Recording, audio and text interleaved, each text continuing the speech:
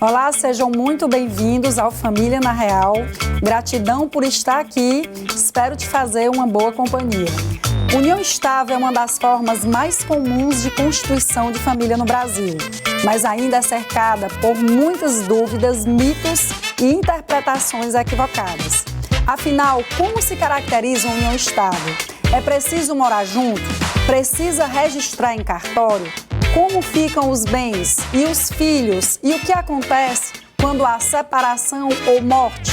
No programa de hoje do Família na Real, nós vamos descomplicar o tema da união estável e responder às principais dúvidas que surgem tanto na prática jurídica quanto no dia a dia das famílias brasileiras. Começa agora o Família na Real e é na TV Cidade Verde.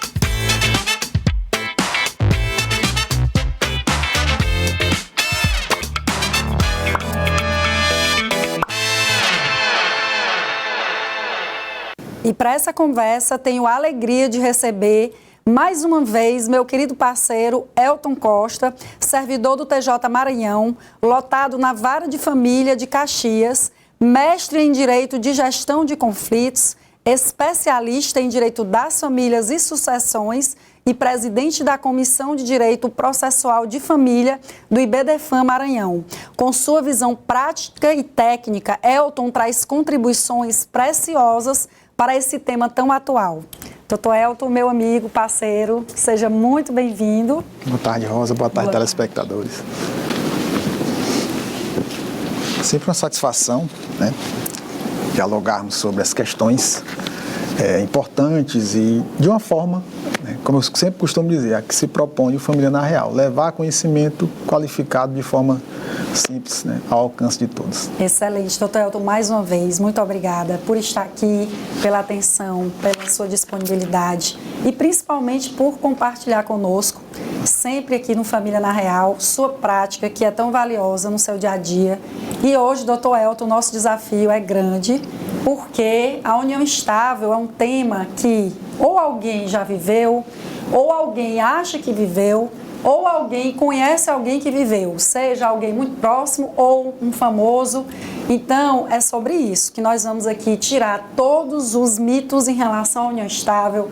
Vamos falar sobre os requisitos, sobre o que é, sobre as provas, sobre a diferença do namoro, sobre a questão do casamento. Então, são muitas dúvidas aí que permeiam esse tema, não é mesmo, doutor Elton? Perfeito, Rosa. Essa temática realmente é bem interessante, como você bem pontuou. Tem gente que está convivendo em união estável e não sabe, tem gente que acha que está convivendo em união estável e não está, e hoje a gente vai desmistificar tudo isso. E a gente começa falando sobre o que é união estável e quais são os requisitos que a nossa lei exige para que se configure uma união estável. Perfeito. A união estável, a partir da Constituição Federal de 88, passou, né, a ingressar o rol das formas de se constituir família no nosso ordenamento jurídico.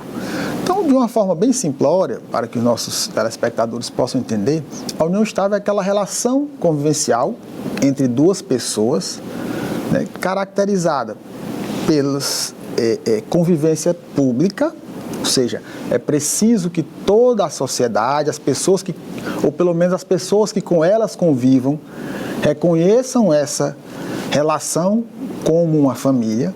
Então, de cara a gente já descarta aquela ideia de que eu convivi em união estável, mas ninguém sabia. Sim. Né? Então, é preciso que essa união ela seja pública, ela precisa ser contínua, duradoura, e o principal requisito, que foi isso que, à luz da Constituição Federal de 88, nos trouxe, que ela tenha a intenção de constituir família, né? Que esse casal se veja como uma família.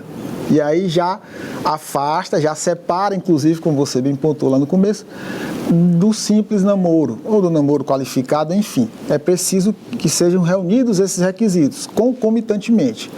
Uma união pública, contínua, duradoura e com a intenção de constituir família. E aí tem algumas questões interessantes que a gente vai discutir no transcurso do programa, mas aí a gente pode já começar pontuando duas. Não exige tempo mínimo, Se tinha, é um outro mito que se tinha, ou algumas pessoas ainda têm, são 6 meses, 1 ano, para que se configure uma união estável. Não existe, né, esse tempo mínimo.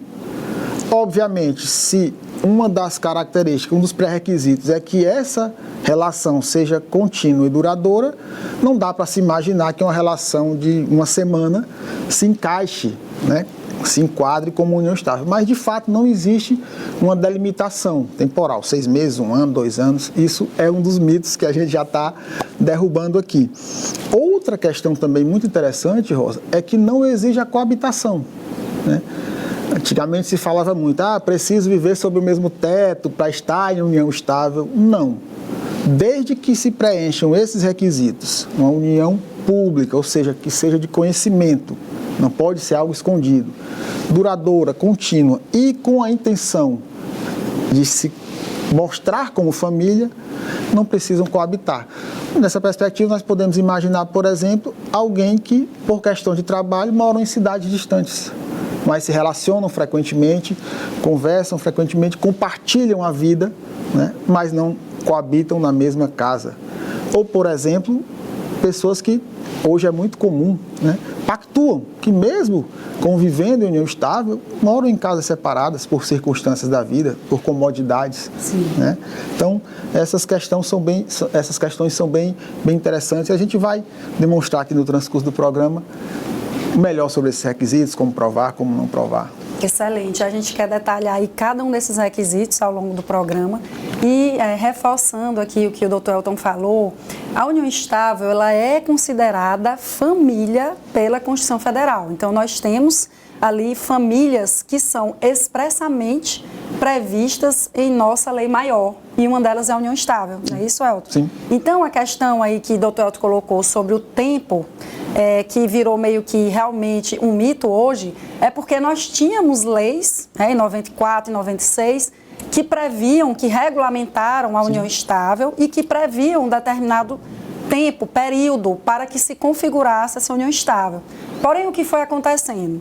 Foi acontecendo que ao longo do tempo, e a gente sabe que os fatos, eles caminham muito mais rápido realmente do que a lei, do que a jurisprudência, pessoas, elas viviam como um casal, realmente como uma família. Então, quando o Dr. Elton fala, tem que constituir família, tem que ter a intenção de constituir família, é aquele casal ele tem ali que estar junto com essa vontade de constituir família. Não é como um namoro, que a gente tem uma perspectiva, talvez, no futuro, de constituir família ou não, ou simplesmente quer só curtir, e aí nós sabemos que hoje tem várias modalidades de relacionamentos hoje, as relações são cada vez mais líquidas, como dizia Balme, não é, Elton? Mas o certo é que a nossa Constituição prevê a união estável como família, e nós queremos aí exaurir cada um desses requisitos para que você, telespectador, não tenha mais a menor dúvida sobre isso. Alguns casais passavam a morar juntos como casal, como família, e não era 2 anos, não eram 5 anos, e essa questão do tempo, ela passou ali a ser relativizada com o tempo. Então, existe a possibilidade de eu estar 1 ano com uma pessoa e caracterizar uma união estável, desde que preenchido ali esses requisitos que o Dr. Elton falou. Perfeito, Rosa.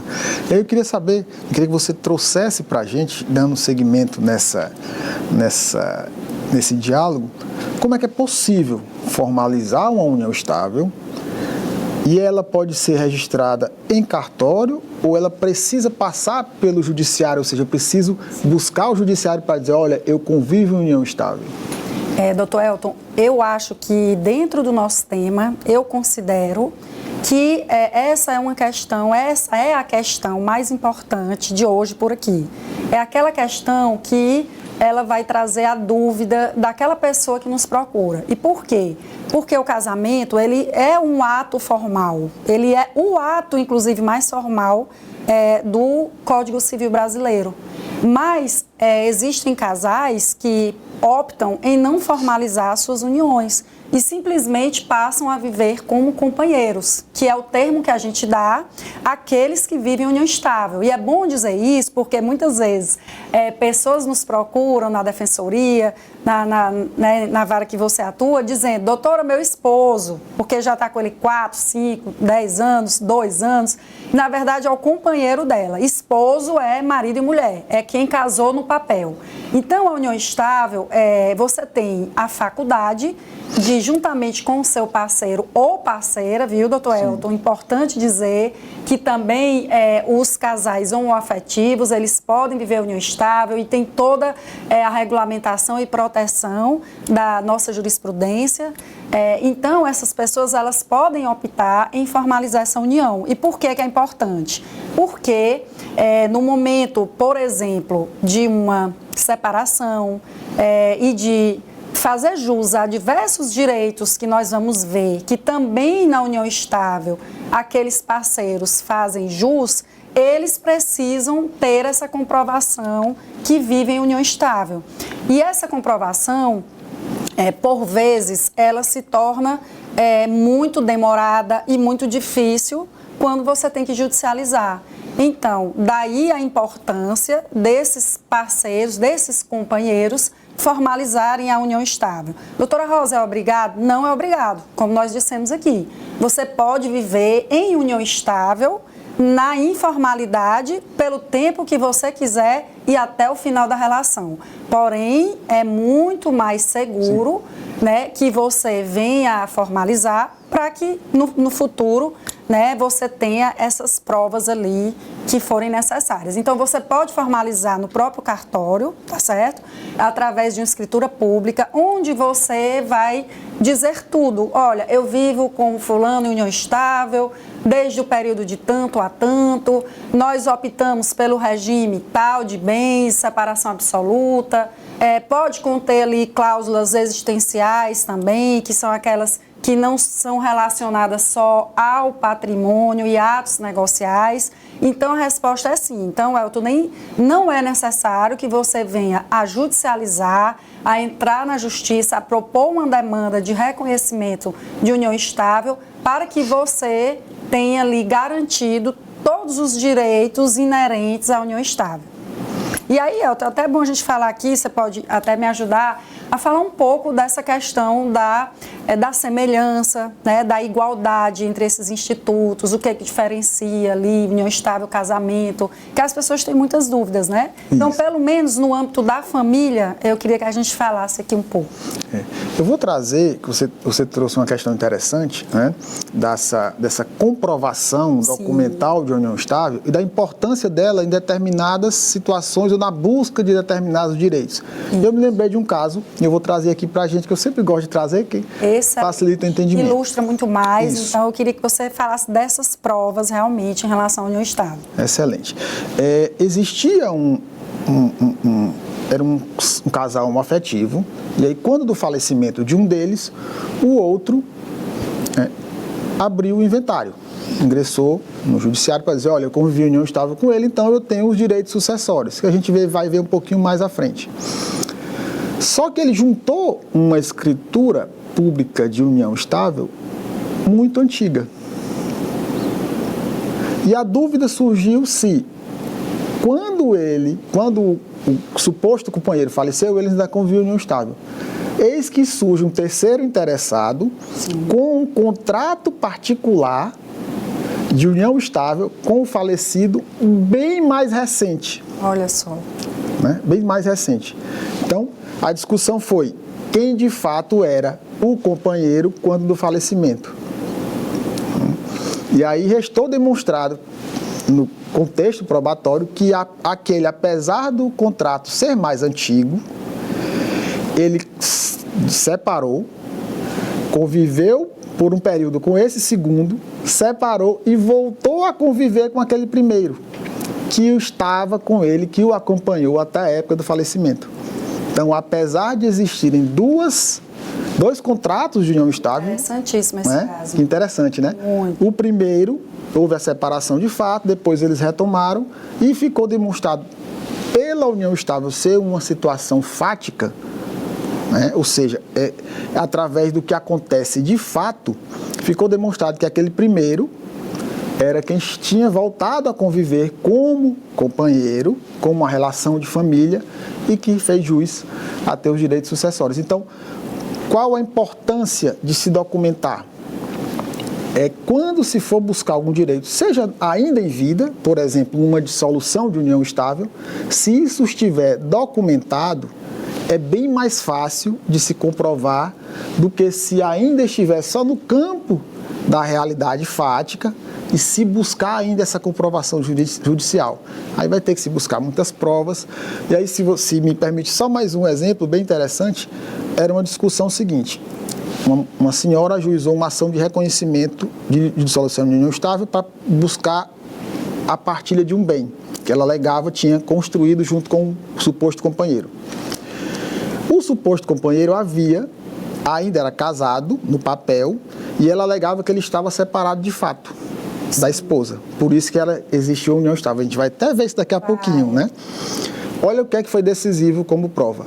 A esposa conseguiu demonstrar que não existia separação de fato e que essa suposta companheira era, na verdade, uma namorada que ele tinha e ele tinha comprado uma casa e colocado ela para morar. Então, são todas essas situações que são bem peculiares, né, e demandam... Né, casos muito ilustrativos no tema de união estável, doutor Elton, excelente.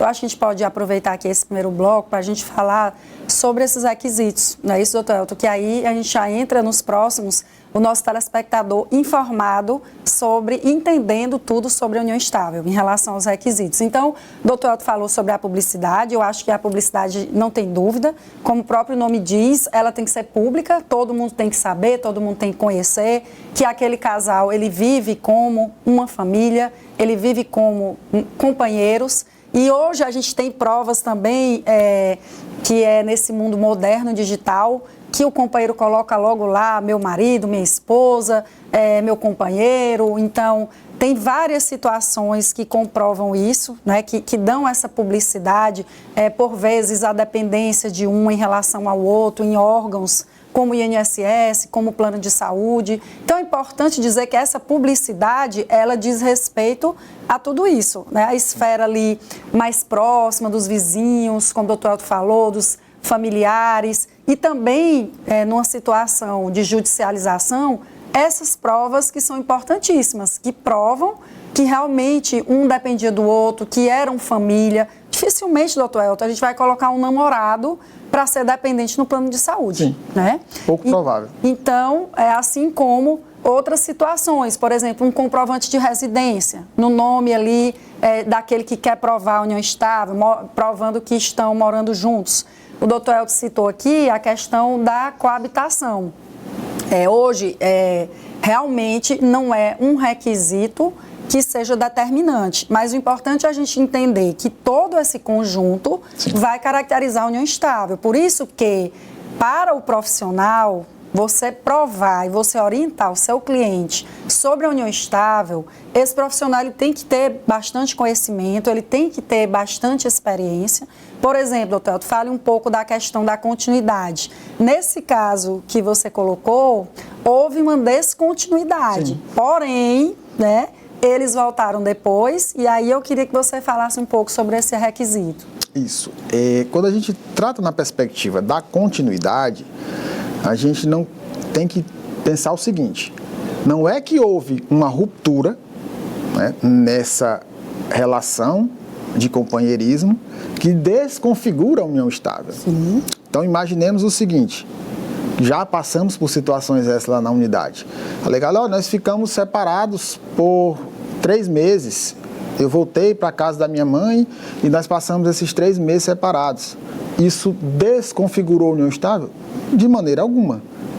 O fato de algumas interrupções durante o período convivencial não afastam a existência da união estável. Na mesma perspectiva, a gente pode fazer um paralelo com o casamento. O casal brigou, passou um período afastado um do outro, o casamento não se desfez. O vínculo, a relação jurídica do casamento não se desfez. Da mesma forma, a continuidade ela tem que ser analisada nessa perspectiva. Pequenos lapsos, né, temporais de ruptura não afastam necessariamente a comprovação dessa união. Ou seja, brigou, passou uma semana. Tem casal que briga, passa um mês junto, um mês separado, um mês junto, um mês separado. Mas se no final desse contexto todo ficar demonstrado que eles ainda continuaram sendo um casal, mesmo com essas rupturas momentâneas, isso vai comprovar que houve a continuidade, que essa relação foi contínua e duradoura, né? E aí, certamente, a comprovação da união estável alcançará isso. Um grande problema, Rosa, que eu vejo nessas demandas de comprovação da união estável, trazendo, corroborando com o que você falou, é sempre bom estar documentado. O que está no papel é mais fácil de se comprovar. Não é quando os dois estão discordando da união estável. É quando um acredita de fato que vivia em união estável e o outro não. Isso. A linha tênue para comprovar quem é que essa vontade de família, né, que é complicada quando um de fato acredita. Não, a gente convive em união estável e outros não. E nenhum dos dois está mentindo. Era a percepção que cada um tinha daquela relação. Aí, obviamente, vai entrar todo outro contexto, né? Isso. Relação pública, duradoura, contínua, etc. E aí eu me lembrei daquele caso de um apresentador famoso que faleceu, para falar da publicidade, que no todo o contexto conflituoso do inventário, apareceu um suposto companheiro dizendo que convivia com ele em união estável. Sim, o Gogô do Liberado. Isso, só que ninguém sabia até então, né? Então, por terra já caiu qualquer possibilidade de comprovação de uma união estável se essa união não era pública, né? É um pré-requisito básico para se configurar a união estável, que as pessoas que convivem com o casal os vejam, né, como um casal. Exatamente. Elton, e aí a gente fala da questão da durabilidade, porque nós já mencionamos a questão do tempo, não existe hoje um tempo que seja ali determinado, fixado pela legislação. Olha, você tem que viver 1 ano, 2 anos, 3 anos, 5 anos, para que você esteja vivendo em união estável. Então, também a gente já explicou a questão do tempo.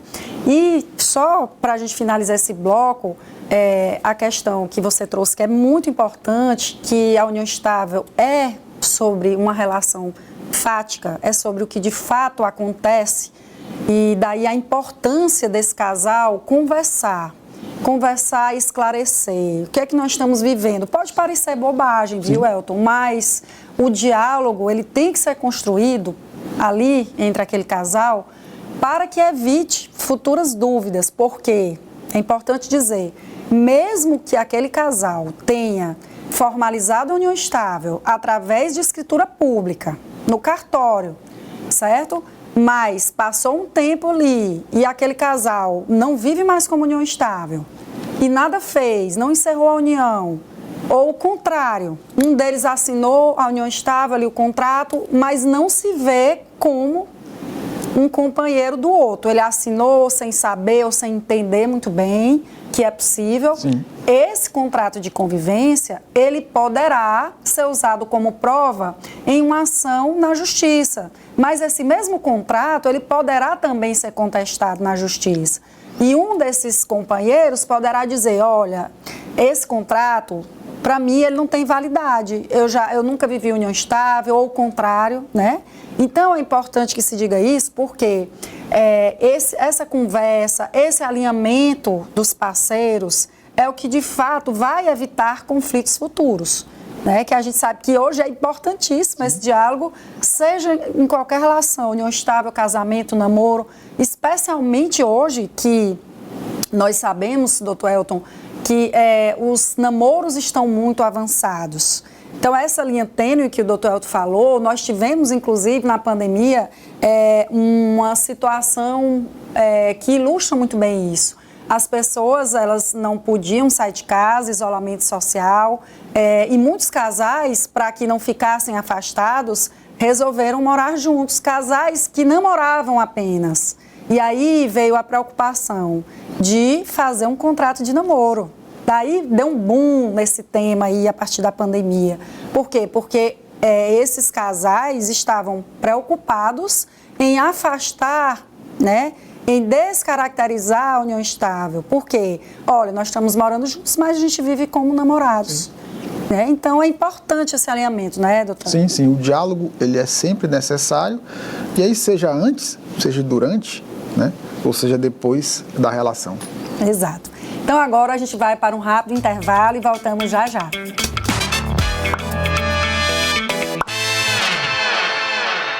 Voltamos com Família na Real, hoje tratando sobre união estável. Eu recebo o Dr. Elton Costa, especialista em Direito das Famílias e Sucessões, para responder as principais dúvidas, tanto na prática jurídica quanto no dia a dia das famílias. Doutor Elton, vamos continuar aqui nosso bate-papo. Nós iniciamos aqui o primeiro bloco falando dos requisitos da união estável, esse instituto que é tão conhecido para as pessoas da sociedade, e como a gente dizia, todo mundo já viveu ou conhece alguém que viveu uma união estável. Não é isso, doutor Elton? Perfeito, Rosa. E aí a gente estava dialogando sobre requisitos, né, provas, etc. Vamos dar uma guinadinha agora para regime de bens, né? Sim. Uma temática importante que muita gente gosta. Estou em união estável, qual é o regime de bens, etc. Então eu vou te perguntar, queria que você esclarecesse para a gente. Qual é o regime de bens que se aplica automaticamente à união estável? E como os companheiros podem escolher um regime diferente? Sim. Então, Elton, é importante dizer para o nosso telespectador por que esse regime de bens, por que o estudo do regime de bens é algo tão importante. Porque o estudo do regime de bens é o que vai ali determinar a partilha. Então, todo dia a gente recebe pessoas na defensoria, você na sua atuação. Doutora Rosa, eu comprei um apartamento com meu companheiro, ou um carro, ou uma casa, e aí, acabando essa relação, eu tenho direito a esse bem?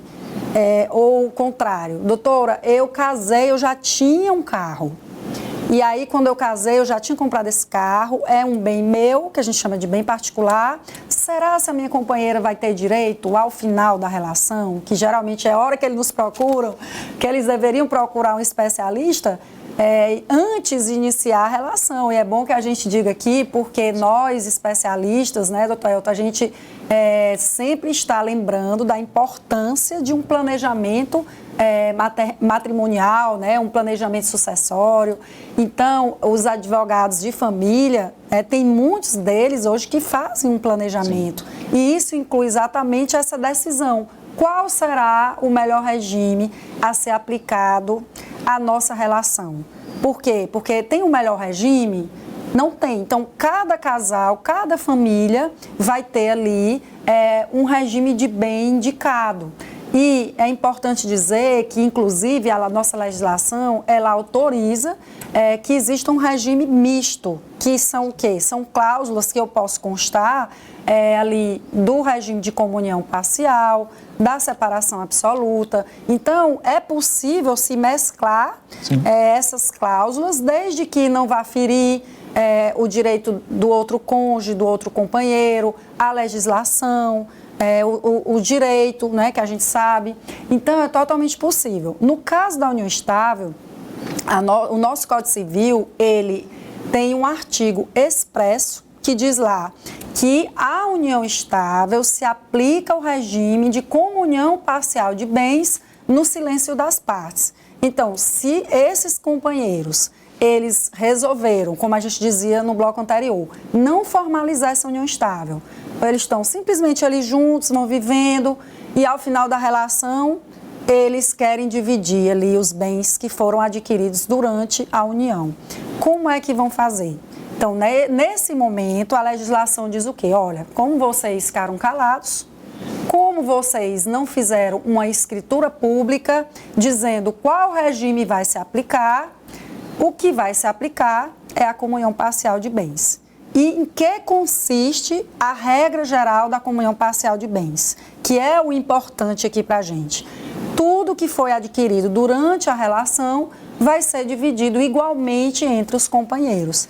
Temos exceções legais, mas que não vem ao caso aqui, porque aqui a gente quer dar aqui uma noção do que é mais importante na união estável. Então, os companheiros não formalizaram, não compactuaram um contrato de convivência no cartório, o regime vai ser o da comunhão parcial de bens. Importante que essa regra também se aplica ao casamento, que é o que a gente chama de regime supletivo ou legal.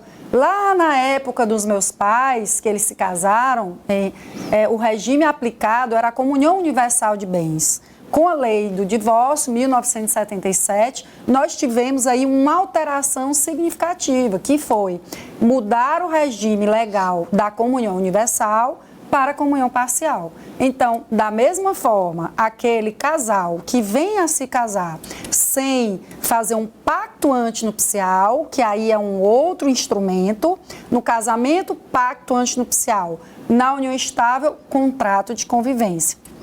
Então, aquele casal que também silencia, aplica-se o regime de comunhão parcial de bens. Excelente.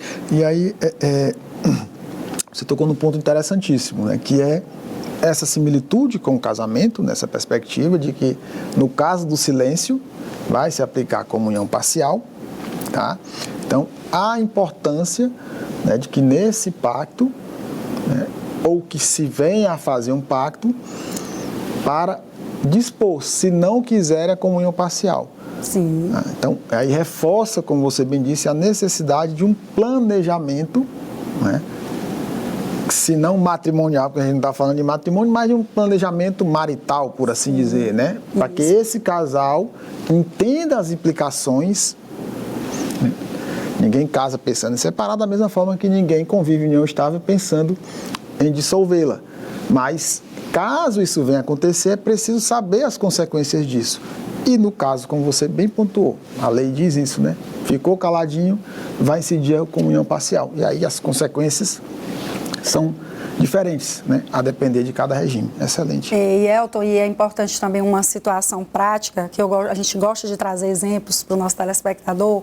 Uma situação muito comum é aquela que, apesar do bem ser particular, existem ali as benfeitorias que são colocadas no bem. Se você quiser falar um pouco sobre isso, a gente tem muitos exemplos práticos e dúvidas em relação a isso. Então, eu queria que você esclarecesse aqui para o nosso telespectador. Olha, o apartamento que o meu companheiro comprou era dele. Antes da gente começar a união estável, ele já tinha um apartamento. Mas e aí o que foi colocado lá dentro, doutor Elton? Ar-condicionado, sofá, cama, geladeira, fogão, a gente vê os companheiros brigarem até por um garfo, né? Então, tudo isso, a legislação, ela vem regulamentar, é isso? O que era particular, né, continua sendo particular. A distinção é que o que foi agregado a esse particular na constância dessa união estável, se eles silenciaram ou se escolheram, né, de fato o regime da comunhão parcial, esse valor agregado é que vai ser partilhado. Não às vezes a pessoa diz, olha, mas o apartamento já era meu e agora eu vou ter que dividir. Não, você não vai ter que dividir o apartamento. O valor do apartamento, né, continuará seu. Agora, tudo aquilo que foi ampliado, agregado, os bens móveis, etc., que forem adquiridos na constância da união estável, desde que o regime patrimonial seja o da comunhão parcial, isso sim, vai ser partilhado. Isso é bom, importantíssimo você ter tocado nisso, porque isso gera muita confusão. Ah, mas eu vendi e comprei um outro na constância. Cuidado, né? O que você vendeu, esse valor, ok. Mas o que você colocou ali dali em diante e o que foi somado com a possível parte da sua companheira, do seu companheiro, isso aí já vai ter uma outra consequência numa dissolução. E um outro caso prático, doutor Elton, que eu quero trazer para o nosso telespectador, é a situação daquele companheiro pagar pelo bem durante a relação, que é uma outra coisa difícil da gente conseguir explicar quando a gente está atendendo, e eu quero trazer enfim, esclarecer isso. Se você vive união estável e o regime ali é o da comunhão parcial, como a gente disse, qualquer coisa que for adquirida ali, ao final da relação vai ter que ser partilhada, mesmo que você sozinho pague por aquele bem. Por quê? Porque existe na nossa lei algo que se chama esforço comum. Então, o nosso legislador, ele teve a presunção absoluta do esforço comum. Que é isso, doutora Rosa? É o quê? O legislador quis dizer, olha, se vocês estão juntos, presume-se que ambos estão colaborando para a aquisição do patrimônio. Sim. Então, se eu e o doutor Elton temos uma relação de união estável e eu compro uma caneta, eu pago por aquela caneta, eu pago por um carro, eu pago por uma bicicleta, mesmo que o dinheiro saia do meu bolso, da minha conta, do meu Pix, doutor Elton, se a gente separar, no final vai ter que vender aquele bem e dividir o valor. Isso também as pessoas têm dificuldade para entender, porque, inclusive, nós temos falas, né, de homens, né, que a gente já ouviu, que infelizmente são falas muito machistas, que dizem, olha, doutora, ela só ficava em casa cuidando dos meninos, quem trabalhava era eu, quem cuidava, que ganhava o dinheiro da casa era eu que paguei por esse carro, como é que eu vou dividir com ela? Ela não tem direito a nada, doutora. E aí, doutor, eu queria que você falasse um pouco também dessa perspectiva, que é importantíssima aqui para o nosso telespectador. Muito. Nós tivemos, inclusive, lembrando dessas, que você disse que tivemos algumas falas, e nós tivemos, inclusive, de um sertanejo famoso que, quando do seu processo de divórcio, não era união estável, mas dá para a gente fazer uma comparação, ele trouxe essa fala, disse, olha, mas ela só ficava em casa cuidando das crianças. Só, né, doutor? Só ficava em casa, né? Quem ia fazer os shows, quem ganhou todo o dinheiro da família fui eu.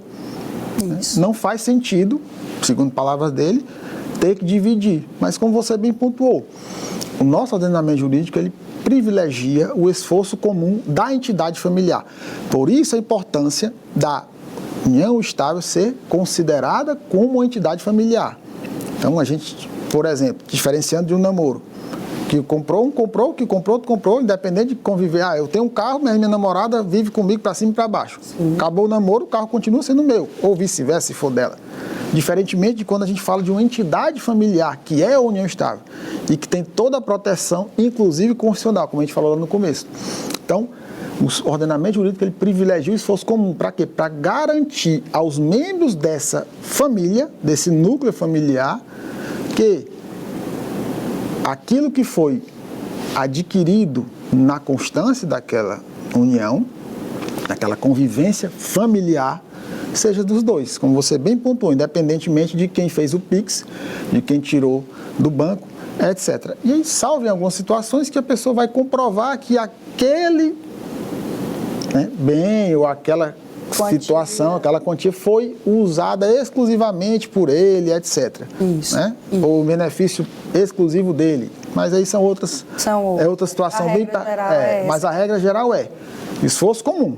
Estão convivendo, restou demonstrado que é uma união estável, o que foi adquirido na constância dessa união, independentemente de quem fez o Pix, vai ser partilhado no final dela. Então você já sabe, não quer que comunique o seu patrimônio, você vai ali organizar a sua relação, regulamentar, formalizar e escolher o regime de separação absoluta, que é, como o próprio nome diz, não existe uma comunicação patrimonial. Tem as exceções também que não vêm ao caso, mas é a regra geral. Então, por isso que é importante você, telespectador, entender que esse planejamento, ele serve não só para o final da relação, mas ele serve para a administração durante a relação, evitar conflitos, trazer segurança jurídica. Então, vai casar, vai viver em união estável, procura um especialista da área para você ajustar todas essas questões que nós falamos aqui, tirar suas dúvidas. Doutor Elton, e agora eu quero trazer um tema também bastante polêmico, que traz muitas dúvidas aí. Se a união estável, ela dá os mesmos direitos sucessórios que o casamento. Então, a gente vai falar agora de direito das sucessões, inventário, mas precisamente aqui para o nosso telespectador. O companheiro, ele tem direito à herança, doutor Elton, e aí? Excelente, Rosa.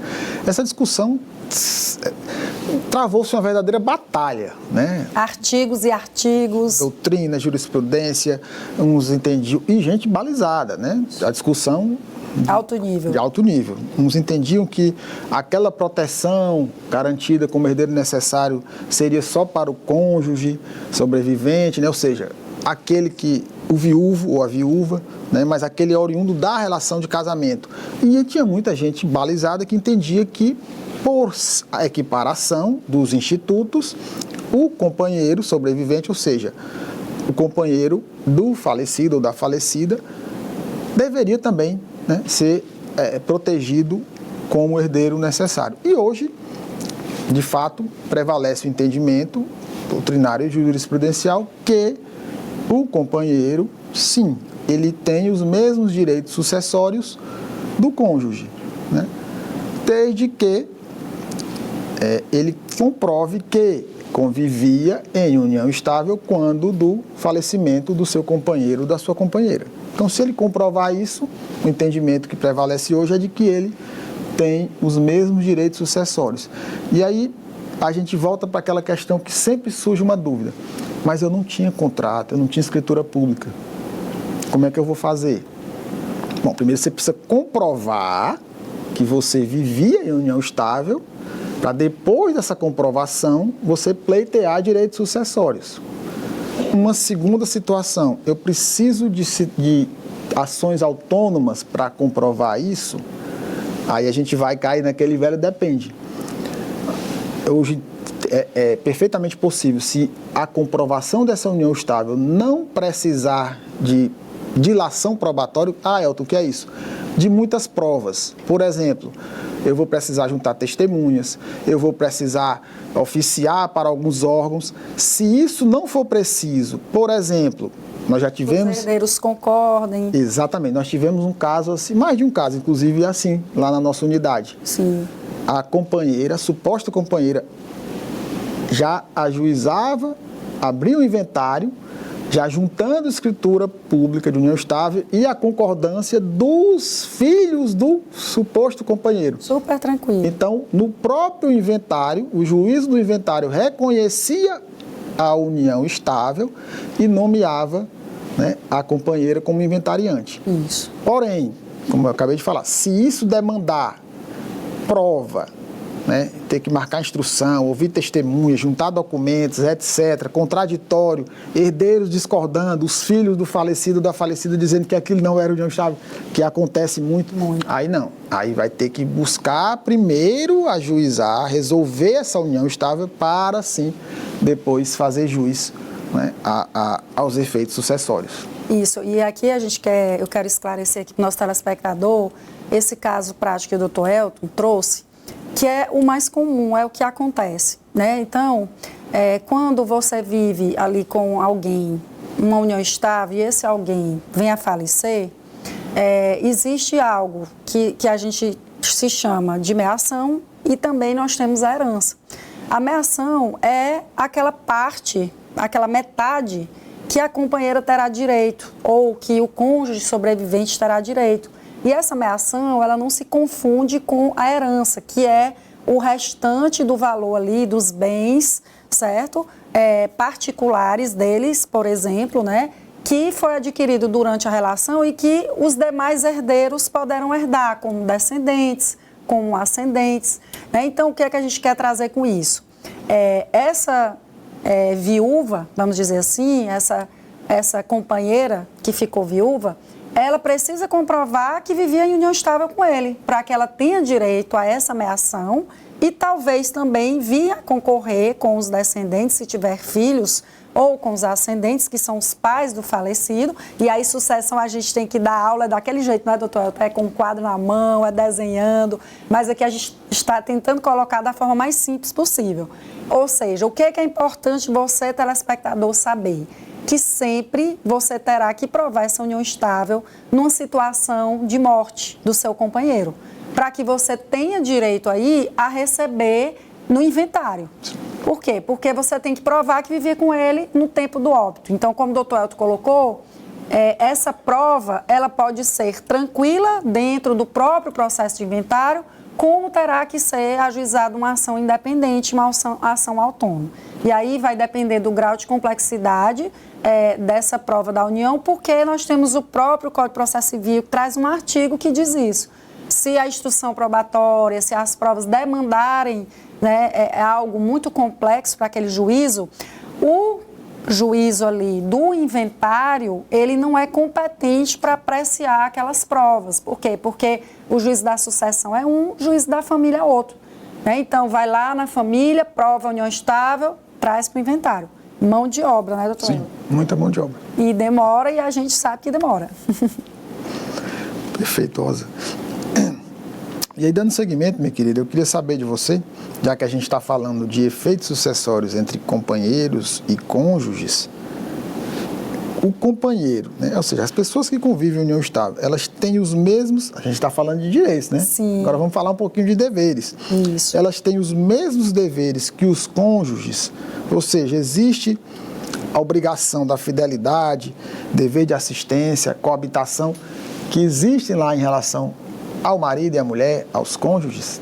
Pois é, doutor Elton, essa pergunta aqui, né, esse debate nosso, é mais para a gente trazer essa equiparação que existe entre os institutos, união estável e casamento. Mas essa equiparação, essa semelhança, ela não é em tudo. Até porque a natureza da união estável, ela é diferente do casamento. Como a gente viu, a união estável é algo mais informal, é mais voltado para os fatos. E o casamento não, é um ato totalmente solene que tem que se obedecer a todos os requisitos ali que são exigidos no Código Civil. Então, se fala de fidelidade no casamento e de lealdade na união estável. Então, a lealdade é como se fosse ali algo mais amplo, né? Então, pelo Código Civil, expressamente, existe essa pequena diferença. Mas, no fim das contas, a gente vai ver que a nossa legislação, ela não admite as uniões paralelas. Então, de qualquer forma, os companheiros, quando estão juntos ali, eles precisam ter esse respeito, essa questão da mútua assistência, que nós também temos para o casamento, ou seja, numa eventual dissolução, os companheiros podem pedir pensão uns aos outros, né? Pensão para ex-companheiro, assim como para ex-cônjuge, dependendo da situação, que nós já tivemos também um programa falando sobre isso. Então, a questão da pensão para os filhos é inquestionável, a questão da partilha de bens funciona da mesma forma. Então, tem várias situações na legislação que o casamento se equipara à união estável. Não é isso mesmo, doutor? Sim, sim. E nesses deveres, né, principalmente o de lealdade, mútua assistência, eles são realmente equiparados. Então, é possível, inclusive, né, lembrei exatamente do nosso programa sobre isso, tá? Que isso é um ponto importante. É possível, sim, né, que o ex-companheiro ou a ex-companheira, né, venha a pleitear alimentos, né, do seu companheiro. Excelente. Então a gente vai agora para um rápido intervalo e voltamos já já.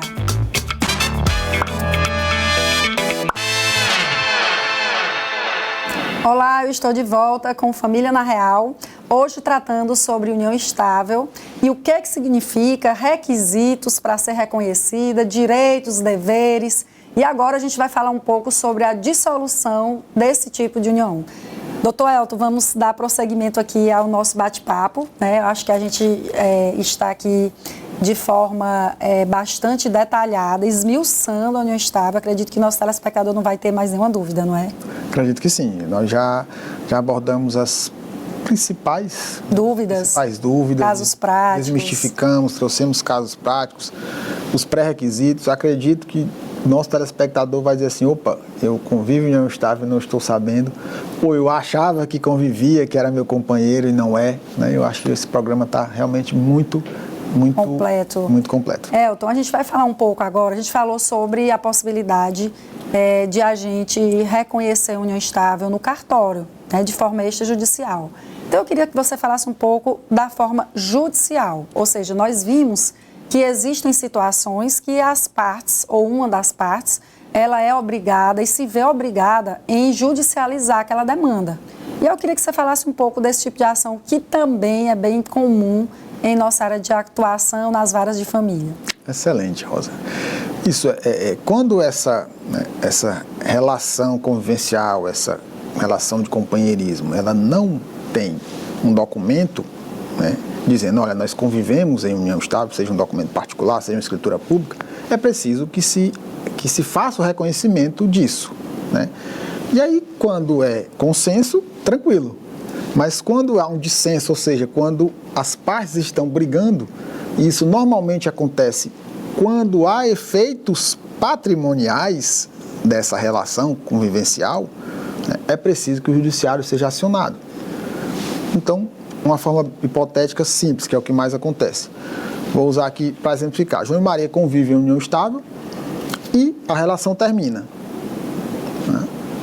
João, como na maioria dos casos, tá? Só para ficar claro, foi quem comprou a casa, o carro, por exemplo. E Maria cuidava da casa, dos filhos. E aí ele diz, olha, apesar da gente conviver junto esse tempo todinho, mas como fui eu quem comprou tudo de bom, vou pagar a pensão para os meninos, um abraço. O que Maria tem que fazer? Opa, alto lá, João. Não é assim não. Nós convivemos em união estável durante todo esse período. Então, vai buscar o judiciário para uma ação de reconhecimento e de solução dessa relação convivencial, dessa união estável. E aqui fica um alerta, tá? Já chegou pra gente, lá no juízo, a ação de dissolução de união estável somente. E aí, obviamente, para você dissolver alguma coisa, você tem que mostrar que ela existiu. Então, a ação correta é de reconhecimento e dissolução da união estável. Né? Onde alguém vai dizer, olha, eu convivi em união estável com o outro no período de tanto a tanto. Nesse período, nós tivemos tantos filhos, nesse período, nós compramos isso, aquilo e aquilo outro. Como não existia nenhum contrato formal, como a gente falou nos blocos anteriores, o que vai incidir no silêncio é a comunhão parcial, então isso, aquilo e aquilo outro que nós adquirimos por esforço comum na constância dentro desse período é de nós dois. Então eu quero que seja reconhecida a união estável no período de A a B e que esse patrimônio seja dividido. Sim. Então, basicamente, é essa a ação, né, que vai tramitar, e eu acredito que você deve receber demais esse tipo de demanda na defensoria. Né? Sim, sim. E aí, Elton, a gente pode falar também sobre as provas. O Elton trouxe essa questão do reconhecimento da dissolução da união estável, e é importante que se diga sobre essas provas que o casal poderá trazer a juízo para comprovar essa união estável. Porque a gente viu que é importante, por exemplo, para efeito de afastar um namoro, para efeito de provar que aquele casal era um casal e na hora da partilha ambos fazerem jus ali a sua meação, como nós falamos, ou seja, metade do patrimônio para cada um. Então, todas as provas admitidas em direito que possam trazer essa comprovação de que eles estavam ali preenchendo os requisitos que a nossa legislação exige, que é aqueles do início do programa, né? Então, publicidade, continuidade, durabilidade e intenção de constituir família. Então, esses requisitos, especialmente a vontade, a intenção de constituir família, o juiz vai, ao longo do processo, ali, analisar para que ao final ele diga, olha, realmente eles viviam união estável. Não, eles não viviam união estável. Ou seja, vai ouvir testemunha, pessoas que moravam próximas àquele casal, que podem ali confirmar que aquela relação era pública. Geralmente as perguntas que a gente faz você conhece esse casal? Olha, eles viviam como marido e mulher, eles viviam como uma família. Não é isso, Elton? Documentos que provem essa dependência, como a gente falou no início. O próprio contrato de convivência. Então, muitos desses casais, eles têm esse contrato de convivência que, por vezes, são feitos há muito tempo, mas pode servir também de validade na hora da prova ali. Não é isso, Elton? Comprovação, uma certidão de casamento religioso, por exemplo. Isso. Muitas pessoas casam só no religioso e não buscam os efeitos civis. Quer dizer que eu casei no religioso e é garantia de que eu vou conseguir comprovar o meu estado? Não, mas é uma das formas de provar. Isso. Eu tenho filhos, mais de um filho, por exemplo.